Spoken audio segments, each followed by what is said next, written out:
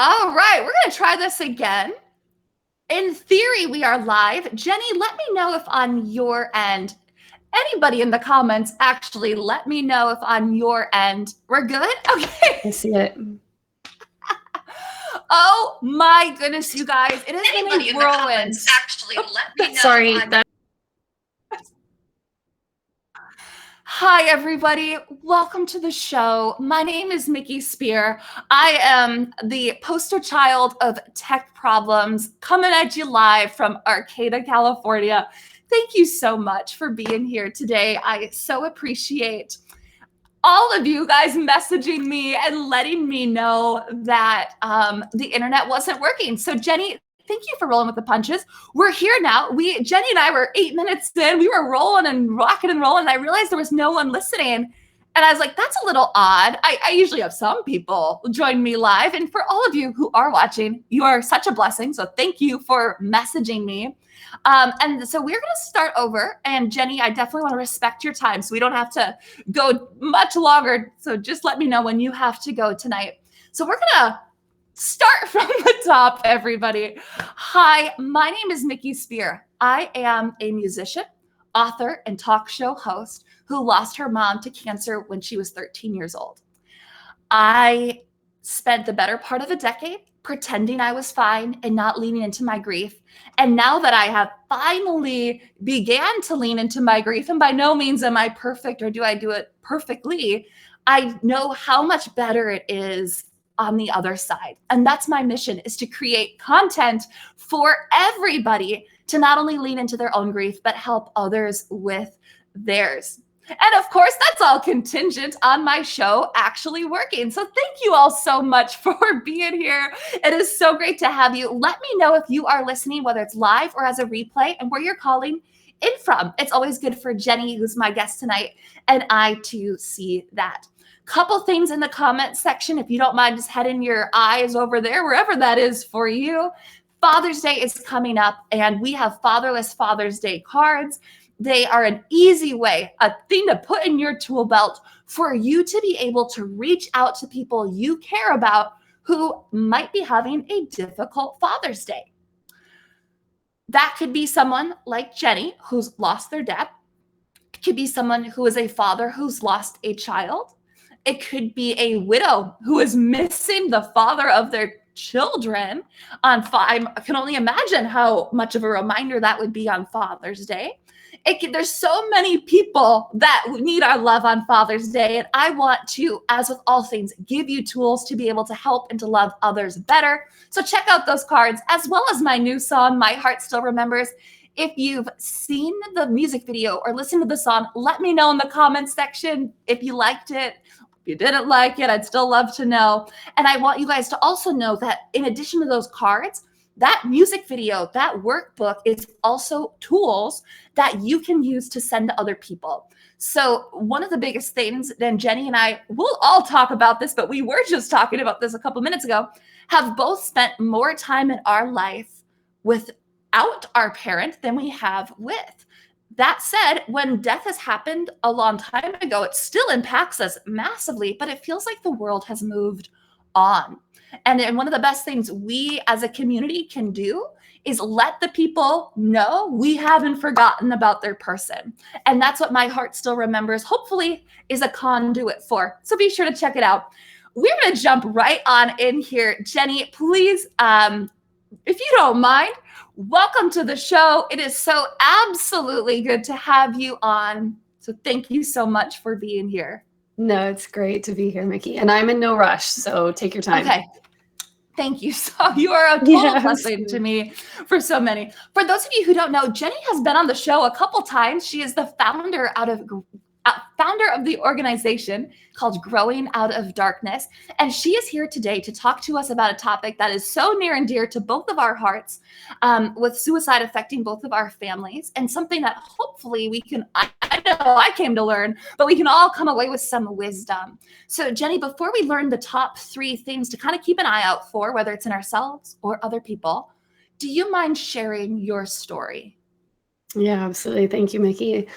Yes. So for anyone who is new to me, I actually lost my dad to suicide 22 years ago. We just actually had the 22nd anniversary on June 2nd.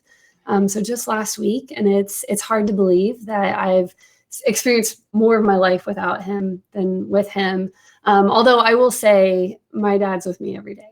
It doesn't change the fact that I wouldn't mind like to truly be held by him again. But he is always with me, and I'm grateful for that. But in addition to that, I also have gone through my own mental health struggles. One of the most serious times for me was actually about 5 years after I lost my dad, when I went through postpartum depression and became suicidal. Even though I had my degree in psychology, I was a trained crisis counselor and a public educator on suicide prevention, I missed all my own signs. And honestly, I think that part of that is because the way that we are traditionally teaching people to look for suicide, it's not effective, I don't think.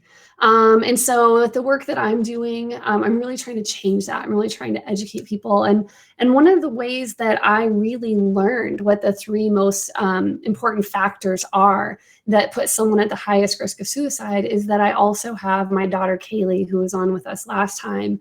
And 2 years ago, Kaylee attempted suicide. And I am so blessed and so grateful to say that we have been able to take Kaylee from being suicidal to thriving. And for anyone who got to see her last time, that was her first time to do a podcast. She was so nervous. And then we ended the call. We hung up with you, and she was like, "Oh my gosh, that was so much fun." And that's one thing I want to say too, is talking about mental health doesn't have to be depressing. It really doesn't. Is it a heavy topic, and can it be emotional? Absolutely. But it doesn't have to be depressing. And it's something that we all have to get comfortable talking about. And so that's why I'm here today. We're going to dive deep. Oh my gosh. Well, thank you so much for being here, for you and Kaylee being on in the past. I am so grateful to just your whole family for your time. And I really appreciate you kind of, again, sharing that generational pattern. I think that is something that so many people can relate to, but it's not talked about very often. So one of my first questions to you is you created this organization called Growing Out of Darkness, which we will absolutely wrap up with at the end, and you can kind of dive more into that. But what do you think the most common misconception is out there in regards to preventing suicide? I think one of the most common misperceptions is, or one of the most common mistakes, I'll say, is people shaming someone into living. So when you find out that someone is suicidal, I think one of the most harmful things you could ever do is say to them, "Aren't you even thinking about your family? Do you have any idea what impact this will have on them?" Someone who's struggling with their mental health is already constantly thinking about the people around them. And in fact, someone put it to me really well, not just to me, they were speaking at a conference, and they were talking about that if you were to look back to nomadic times and tribal people, that there were certain people in the tribe that led, and then there were people that were at the back of the tribe making sure everyone was safe. And there were these warriors and protectors that kept the women and the children safe. And I say women because I do think back then it was mostly men that were acting in this role. So I'm not trying to be sexist at all. I feel like you have to be so careful these days. But in any case, they were talking about this study that was done, and how that isn't actually ingrained in us, that there's some people that are born to be warriors. They're born to be protectors. A lot of those people go into law enforcement. They'll be first responders. They'll go into military. And what was interesting was they were talking about how when someone is suicidal, a lot of times they are actually in protector mode. They are trying to protect the people they love most. Unfortunately, the threat is themselves. Wow. And I thought, I just got goosebumps even just but it's very profound. And my dad was a warrior. My dad did serve in the military. And he was a very, very fierce protector of his children, of his family, of his community. And so that really resonated with me when I heard that. I thought it was very powerful way of thinking of it. So yes, I would say one of the biggest mistakes people can make is to try to shame someone when they let you know that they're struggling with their mental health. Thank you so much for that. Absolutely goosebumps. Because I think one of the things that I've just kind of learned through my journey of trying to reconcile how is suicide a thing? It's just so hard after you hear of the death of a loved one by suicide to wrap your head around it, I think. Mhm. And one of the things that brought me probably the most peace was just recognizing like they are sick. Like they are not seeing the world like Right. we see the world. And so that's why your protector story makes so much sense is in our minds, it's like, well, we need you here. So like stay. But Right. they're not seeing the world in that way. So thank you so much for sharing that beautiful, beautiful metaphor, that beautiful story. Yeah. Do you mind kind of going into, there's the top 3 signs. I think it would be so great for us all to know what those are, how we can be diligent about recognizing them. Absolutely. And before I do that, I actually wanted to read something to you. I was just going to pull it up. Because as you mentioned, when someone loses a loved one to suicide, this like trying to wrap your head around how can that be, right? Now, what's interesting to me is over the last 20 years, it's become very clear to me that so much of that comes from the stigma that's associated with suicide, right? Because there's this stigma that this person actually chose this. And so one of the things that I try to do is break down the stigma, and not just by saying, hey, we need to end the stigma by talking about it more. It's actually not how often we're talking about mental health that's going to end the stigma. It's how we're talking about mental health. It's how we talk about suicide. And so one of the things that I did is I worked with a team that I've been very fortunate and blessed to have this incredible team of people come in my life that are a wide range of practitioners, from energy healers to naturopathic doctors and functional neurologists. And we created a new definition for suicide because the current definition for suicide actually perpetuates the stigma. The current definition is that it is the act or an instance of taking one's own life voluntarily and intentionally. Now, I would argue, and I know I won't do it today, but when I was on, I think the first time it was, I read passages from letters that my dad had written. And I talked about how, does this sound like someone who is trying to hurt his family? Does this sound like someone who's trying to be vindictive or mean? And if anything, what it points out is that my dad was not clear-minded because he talks about time in a way that wasn't accurate. And he kind of jumped all over the place.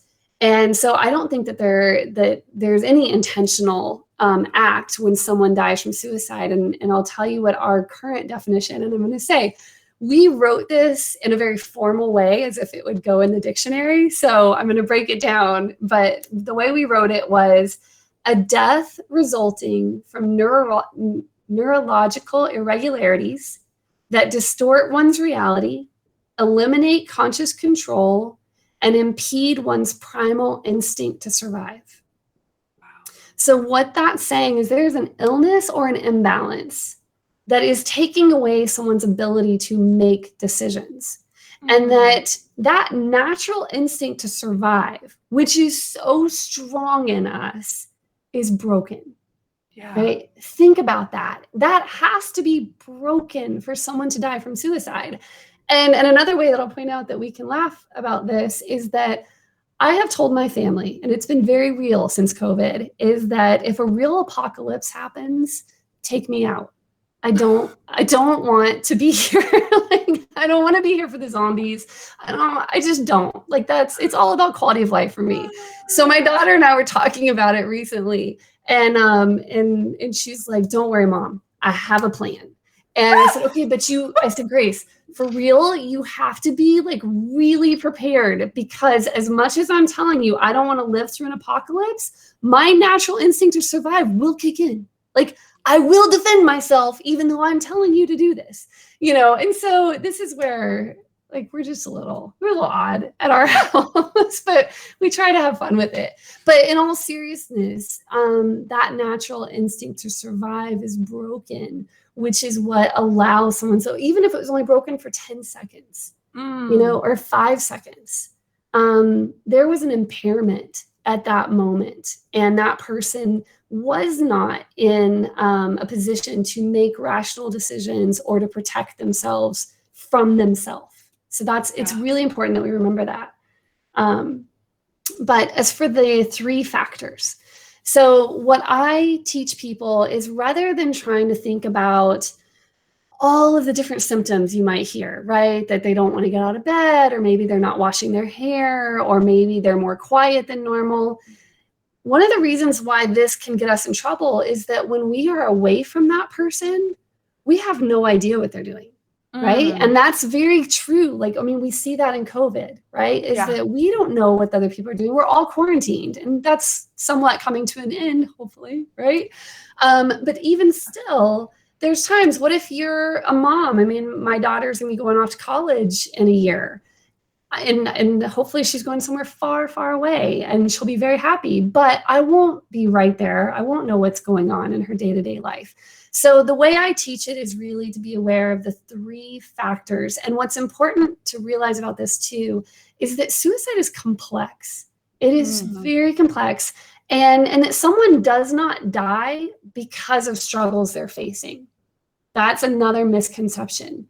A person does not die from suicide because of the struggles they're facing. They die from suicide because they do not have the tools to navigate the struggles they're facing, right? So if we can empower people with the tools, ourselves and others, then we have a better chance of truly living lives we love.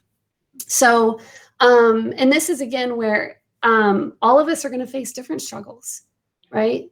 But we're not looking at the struggles, okay? So the number 1 factor that can cause someone to be at highest risk for suicide is extreme distress. And I'm going to type that in the comment section so we've got it all documented. Okay, and what I mean by extreme distress is this is not just divorce or job loss or death of a loved one. I want you to think about the people when you're interacting with them, when they start making a really big deal out of a situation that normally, especially for that person, wouldn't be a big deal, right? Or if you're sitting in a situation and you're like, okay, move on already, but they're not able to. That right there is a sign that they're in extreme distress, okay? And someone whose mental health is compromised, extreme distress can be as simple as a bad haircut. For our kids, it can be getting a B instead of an A, or an argument with one of their friends, or feeling like they have failed, right? Like that they have disappointed someone in their life. That can bring on extreme distress. So it's really important that we are paying attention to the way the people around us are communicating the things that they're facing. Now, for some of us, it's very obvious. For me, I'm going through a divorce. So my friends know I'm going through a stressful time, right? Yeah. So then the second factor that we have to be aware of is isolation. And isolation may seem obvious, but I'm going to tell you the ways it's not obvious. So we've all been in isolation due to COVID, but beyond that, I want you to think about times when you've been at a party or you've been at a meeting, and let's say there's 10 people there. I would guarantee you that at least 1, if not more people in that environment do not feel that they can be themselves, okay? That is a form of isolation. When someone feels that they cannot truly be themselves and speak up and talk about who they are as a person or what their beliefs are, that is a form of isolation. Right? Wow. Another way to think about it, or another group of people I want you to be very aware of, is the people who tend to be the life of the party. They tend to show up and get everyone excited and have a great time. But have you ever noticed that those people are either the life of the party or they tend to be a major flake and they just don't show up at all? So this was brought to my attention a few years ago, and I started reaching out to some of my friends that are the life of the party to figure this out. Like, why is that?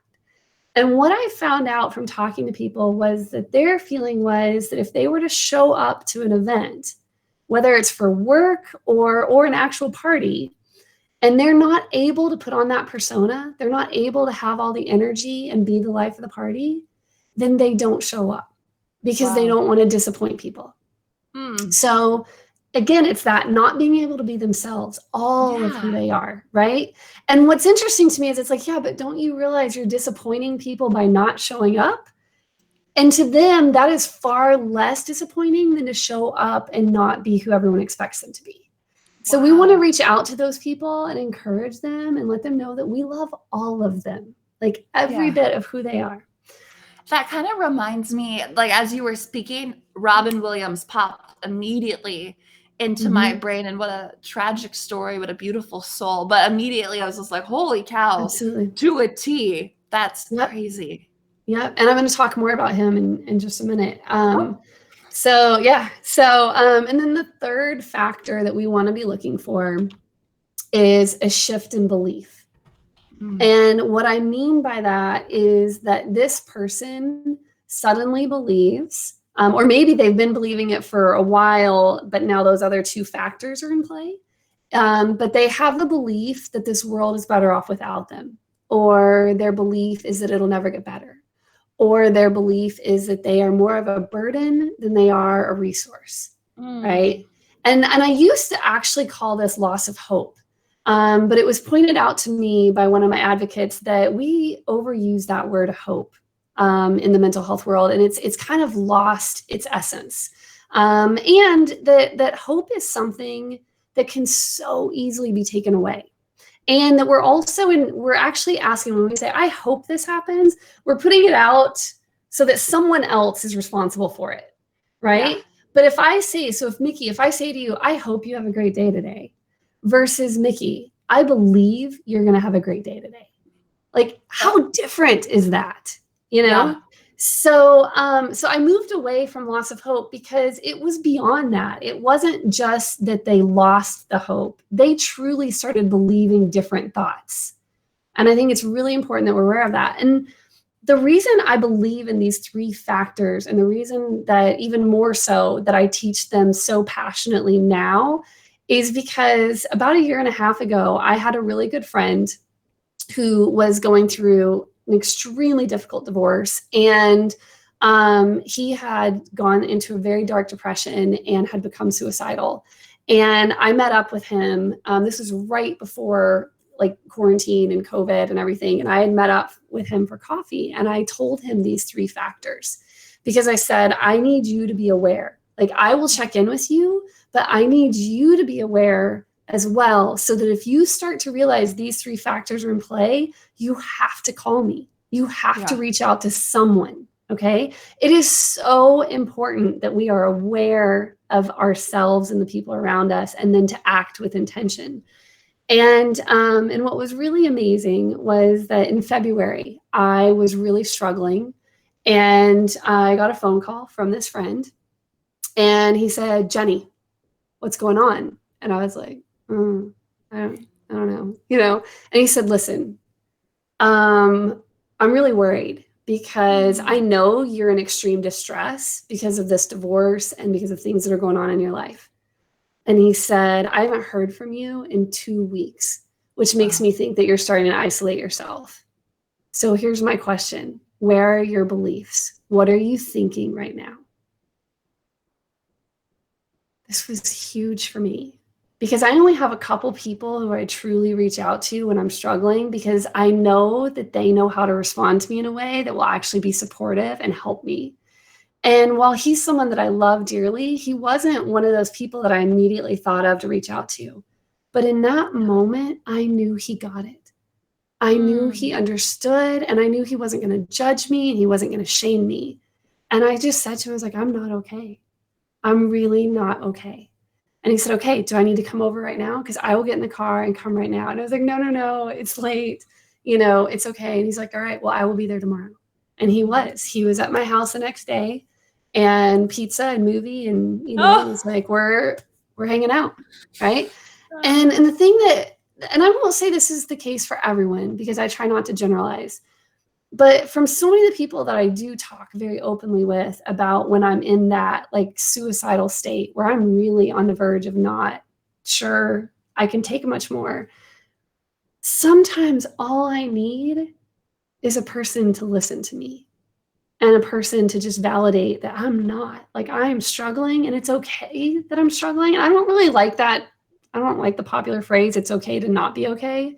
But I want to be able to simply say it, put it out there, and that there be recognition that I have reason to be that way, right? And I think that there are so many people who live great lives who are going through depression and they don't know why, and they're searching for answers, and then they blame themselves for being inferior or being a failure because they can't explain why they have this depression when they have a great family and a great job and a great house, and there's all these other people out there suffering. Please don't point out how many other people are out there suffering when you're dealing with someone that is struggling. Their struggles, their mental health is just as real. And sometimes when you don't know what's causing it, it is that much more painful. And so, and that's we'll have to do another show where I talk about the human health. Anytime, Jenny, anytime. So we'll go into the human health cycle and I'll explain how all of this is connected so that people don't blame themselves, right?